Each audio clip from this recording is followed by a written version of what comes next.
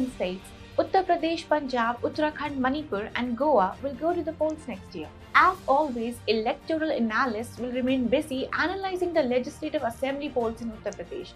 After all, UP is the most populous state in India and is seen as a barometer of national political sentiment. However, the Assembly elections in Punjab are going to be just as interesting this time.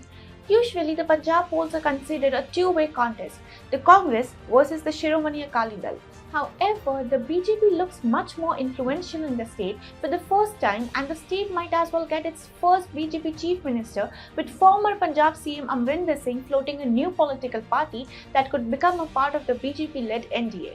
Hi and welcome. You're watching TFI English, the national socio-political analysis arm of the TFI Media Group. I am your host Isha, and in this video I will tell you how Punjab might get its first BJP chief minister, with former Punjab CM Amarinder Singh floating a new political party that could become a part of the BJP-led NDA.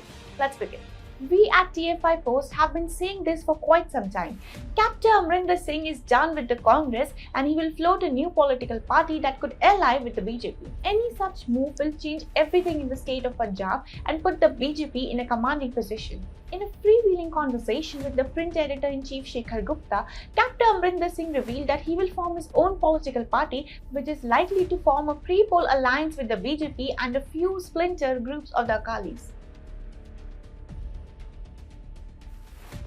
Captain Amarinder Singh suggested that the prolonged farmers' agitation over 3 central farm laws is moving towards a final resolution, with the government holding talks with farmer representatives. He hinted that his decision on accepting BJP as a pre-poll ally would depend upon a satisfactory resolution of the farmers' agitation.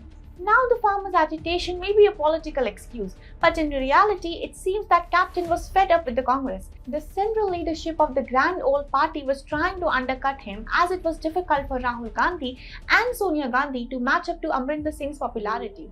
By propelling Navjot Singh Sidhu and even appointing him as the Punjab Pradesh Congress Committee chief, the central Congress leadership had tried to undermine Amarinder's position. The big shuffle by Captain Amarinder Singh is going to change the way Punjab politics works. Amarinder Singh has been one of the tallest leaders in Punjab for several decades now. Even at a time when the Akalis enjoyed a tight grip on the state of Punjab, it was Amarinder who catapulted the Congress to power in the North Indian state.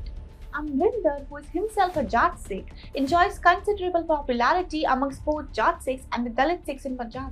At the same time, he is probably the only mainstream leader who also speaks against Khalistani elements and the killings of Punjabi Hindus by Khalistani elements at the peak of insurgency in Punjab. So he also wins a sizable share of the Hindu vote. As such, Amarinder is a Punjabi leader and not the leader of any one particular community, which makes him really a strong political contender.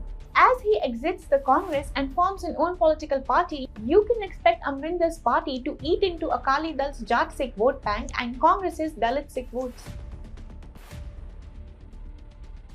Any Amarinder BJP alliance in the run-up to Punjab elections is likely to put the BJP in a commanding position. Both sides are likely to be interested in an alliance due to ideological semblance. Amarinder, being a proud former army officer, is a nationalist leader and is popularly referred to as Captain by the people of Punjab. He is also particularly popular amongst the Hindus for his tough stand against Khalistani sentiment. On issues like surgical strikes in 2016 and Balakot airstrikes in 2019, Amarinder was also found supporting the centre. The BJP already seems to be getting Hindu and Dalit Sikh votes in Punjab. The Shiromani Akali Dal predominantly relies on Jat Sikhs vote, whereas the Congress faces issues like allegations of casteist remarks against its lawmaker Ravneet Singh Bittu. Also, the lynching of Lakhbir Singh, a Dalit Sikh, by Nihangs at the Singhu border has once again opened up the issue of caste politics in Punjab.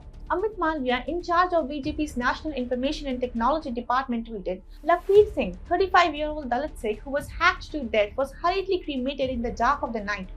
Using mobile torchlights, family not even allowed to see him one last time. No dignity for the dead in Congress-ruled Punjab, just because he happened to be a Dalit." Interestingly, Captain too seemed to dismiss any sacrilege angle behind the Singhu border lynching. He said, "I don't believe that he was doing beabdi or sacrilege because there were too many people. The person who did it was in a frame of mind he could not control. He could have been intoxicated. Nihangs are known to take sukha, a form of intoxication." A pre-poll alliance with Amarinder Singh can turn out to be a force multiplier for the BJP and solidify its popularity with the Punjabi Hindus and Dalit Sikhs. In the coming months, Amarinder will completely change the political dynamics of the state, and the assembly polls next year may as well bring a BJP CM to power for the first time in the North Indian state.